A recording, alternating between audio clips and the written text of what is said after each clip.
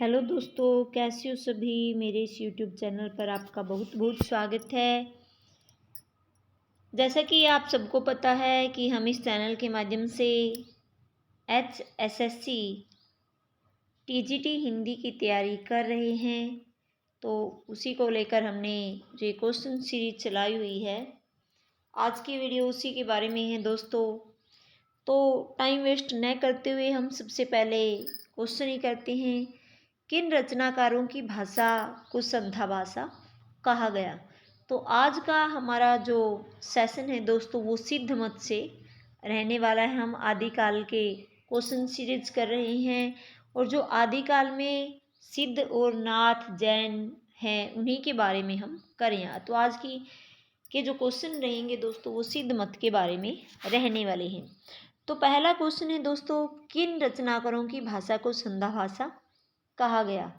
तो जो बौद्ध और सिद्ध लोग थे दोस्तों, तो उनकी भाषा को संधा भाषा का नाम दिया गया। तो बहुत बार दोस्तों ये आया है पीछे पेपर में भी, यानी कि PYQ है दोस्तों। तो विभिन्न प्रकार के जो भी हिंदी लिटरेचर के जितने भी एग्जाम होते हैं तो उनमें ये आया है। सिद्धों की संख्या कितनी थी, यानी कि सिद्ध थे जो, ये संख्या में कितने थे। तो ये सिद्ध संख्या में 84 थे दोस्तों। और इनका जो केंद्र है दोस्तों, वो क्या था, श्री पर्वत था।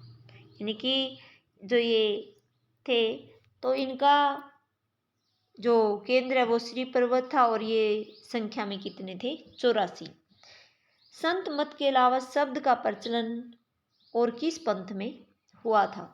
यानी कि जो संतों ने अपनी भाषा में शब्दों का, शब्द साखी रमैणी, उन सब का प्रयोग किया था। तो शब्द का प्रयोग यानी कि प्रभु भक्ति के लिए शब्द का, अर्थात जो हम भजन करते हैं उसको शब्द कहा गया। तो उसका प्रचलन संत मत के अलावा और किस मत में था, तो उसका प्रचलन था दोस्तों नाथ मत में। सिद्ध साहित्य के अंतर्गत 84 सिद्धों है दोस्तों, ये सीटों नहीं है, सिद्धों। 84 सिद्धों की वे साहित्यिक रचनाएं आती है जो पूर्ववर्ती अपभ्रंश में लिखी गई है। अर्थात जो इनकी भाषा है दोस्तों, सिद्ध साहित्य के अंतर्गत 84 सिद्धों ने जो भाषा अपनाई है वो कैसी थी, पूर्ववर्ती अपभ्रंश थी। सिद्धों और योगियों की रचनाओं का जीवन की स्वाभाविक अनुभूति और दशाओं से कोई संबंध नहीं है, अतः विशुद्ध साहित्य के अंतर्गत नहीं आती। ये बात दोस्तों किसने कही थी, रामचंद्र शुक्ल ने। तो रामचंद्र शुक्ल ने इनके बारे में कहा था कि जो सिद्धों और योगियों की रचनाओं का जीवन की स्वाभाविक और दशाओं से संबंध नहीं है, और क्यों, इसीलिए ये शुद्ध साहित्य के अंतर्गत नहीं आती है, इनको साहित्य के अंतर्गत नहीं लिया जा सकता। तो ये बात सिद्धों के बारे में किसने कही थी दोस्तों, रामचंद्र शुक्ल ने। आगे दोस्तों, रामचंद्र शुक्ल ने 84 सिद्धों के अंतर्गत किन को योगिनी के रूप में उल्लेखित किया है। तो दोस्तों जो इन 84 सिद्ध थे, इनमें 3 योगिनी भी थी, इनकी 3 इनमें लेडीज भी थी। बाकी जो 81 थे जो ये जेंट्स थे। तो लेडीज कौन सी थी, कनखलापा, मणिभद्रपा और लक्ष्मी करा। तो दोस्तों ये वेरी इंपॉर्टेंट है, इसको याद रखना है कि योगिनी कौन कौन सी थी। तो 84 सिद्ध की संख्या किसके अनुसार है दोस्तों, ये रामचंद्र शुक्ल के अनुसार है। सिद्धों में वह कौन थे जिनकी साधना से प्रभावित होकर उड़ीसा की राजा दारिकपा और उनके मंत्री ढेंगीपा उनके शिष्य हो गए थे। यानी कि सिद्धों में ऐसे कौन से महापुरुष थे जिनकी साधना से प्रभावित होकर उड़ीसा के राजा दारिकपा और उनके मंत्री डोंगीपा उनके शिष्य हो गए थे, लुइपा। तो लुइपा के प्रभाव में आकर उड़ीसा के राजा और उनके मंत्री ने सिद्ध जो धर्म था उसको अपना लिया था। किस सिद्ध कवि को हिंदी का प्रथम कवि भी माना जाता है दोस्तों, सरहप्पा को हिंदी का पहला कवि माना जाता है और ये सिद्ध कवि रहे हैं।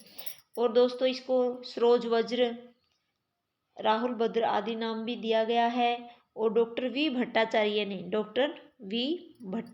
ने इन्हें बांग्ला भाषा का भी पहला कवि माना है। यानी कि डॉक्टर वी भट्टाचार्य दोस्तों, इनको बांग्ला भाषा का पहला कवि माना है।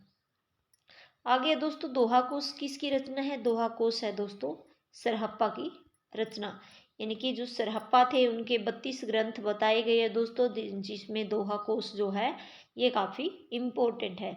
और हिंदी में जो दोस्तों दोहा और चौपाई पद्धति का प्रयोग सबसे पहले इन्हीं की रचनाओं में दिखता है। किसकी रचनाओं में दोस्तों? सरहप्पा की रचनाओं में दोहा कोश इनका प्रमुख ग्रंथ है और इनकी रचनाएं 32 मानी जाती हैं। आगे दोस्तों, सरहप्पा के बारे में ये बात किसने कही, यानी कि किसने कहा कि आक्रोश की भाषा का पहला प्रयोग सरहप्पा में ही दिखाई देता है? तो दोस्तों ये कहा था डॉक्टर बच्चन सिंह ने। तो दोस्तों इस तरह के जो कथन होते हैं काफ़ी इम्पोर्टेंट होते हैं, परीक्षा में यही कथन आते हैं, तो इनको याद ध्यान में रखना है। सिद्धों में सबसे ऊंचा स्थान किस कवि को प्राप्त है? तो सिद्धों में सबसे ऊंचा स्थान दोस्तों किसको है? लोइप्पा को, जिससे प्रभावित होकर उड़ीसा के जो राजा थे वो उनके शिष्य हो गए थे। और इनका जन्म हुआ था दोस्तों 773 ईस्वी में, और ये सबरप्पा के शिष्य थे, सबरप्पा के। और डोम्बिपा इन्हीं के शिष्य थे जो डोंगी और उड़ीसा के जो राजा थे वो इन्हीं के शिष्य बन गए थे। और इनका जन्म हुआ था दोस्तों 773 ईस्वी में, और सिद्धों में काफ़ी ऊंचा इनको स्थान मिला हुआ था। आगे दोस्तों चर्या पद क्या था? चर्या पद था दोस्तों एक ग्रंथ जो किसका था? सबरप्पा का प्रसिद्ध ग्रंथ था। ये जो सबरप्पा थे दोस्तों ये सरहप्पा के शिष्य थे। और इनका जो सबरप्पा है दोस्तों इनका जन्म हुआ था 780 ईस्वी में, और ये सबरों की तरह वेशभूषा पहनते थे, जिसके कारण इनका नाम जो है सबरप्पा पड़ा। और जो चर्या पद था दोस्तों ये इनका काफ़ी प्रमुख ग्रंथ माना जाता है, और ये एक प्रकार का गीत है जो प्राय अनुष्ठानों के समय में गाया जाता है। कब गाया जाता है दोस्तों? अनुष्ठानों के, यानी कि जब कोई खासा प्रोग्राम होता है तभी गाया जाता है। और ये सरहप्पा के शिष्य थे, 780 ईस्वी में इनका जन्म हुआ। सबरों जैसी वेशभूषा पहनते थे, इसी कारण इनका नाम सबरप्पा पड़ा, और इनका प्रसिद्ध जो ग्रंथ था वो चर्यापद था। आगे दोस्तों सिद्धों की रचनाओं का संग्रह बांग्लाक्षरों में बोद्धगान और दोहा के नाम से किसने किया था? इनकी सिद्धों की सभी रचनाओं का संग्रह बांग्लाक्षरों में किया गया है बोद्धगान और दोहा के नाम से। तो ये किसने किया था दोस्तों? ये हरप्रसाद शास्त्री ने किया था। और एक है दोस्तों दोहा कोश। दोहा कोश का संपादन भी, यानी कि दोहा कोश में भी क्या था दोस्तों? दोहा कोश में भी सिद्धों की रचनाओं का संग्रह था, लेकिन इसका संपादन किसने किया दोस्तों? प्रबोध चंद्र बागची ने किया था। और दोहा कोश में 3 रचनाकारों के दोहे शामिल थे, एक तो सरहप्पा के, एक कणहप्पा के, कणहप्पा भी था दोस्तों कणहप्पा, और एक थे दोस्तों तिलोप्पा। सरहप्पा, कणप्पा और तिलोप्पा के दोहे दोहा कोश में संग्रहित थे, और इसका संपादन किया था दोस्तों प्रबोध चंद्र बागची ने। डोम्बिपा किसके शिष्य थे दोस्तों? ये विरूपा के शिष्य थे। और डोम्बिपा का जन्म हुआ दोस्तों 840 ईस्वी में। जो ये सिद्ध मत के जो कवि थे डोम्बिपा, ये थे विरूपा के शिष्य थे। और इस डोम्बिपा का जो जन्म है दोस्तों वो 840 ईस्वी में हुआ। इनके 21 ग्रंथ माने जाते हैं दोस्तों।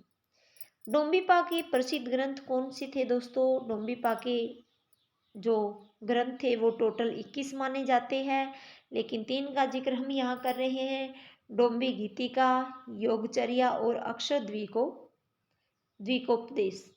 तो ये दोस्तों किसके ग्रंथ थे? ये डोम्बिपा के ग्रंथ थे दोस्तों।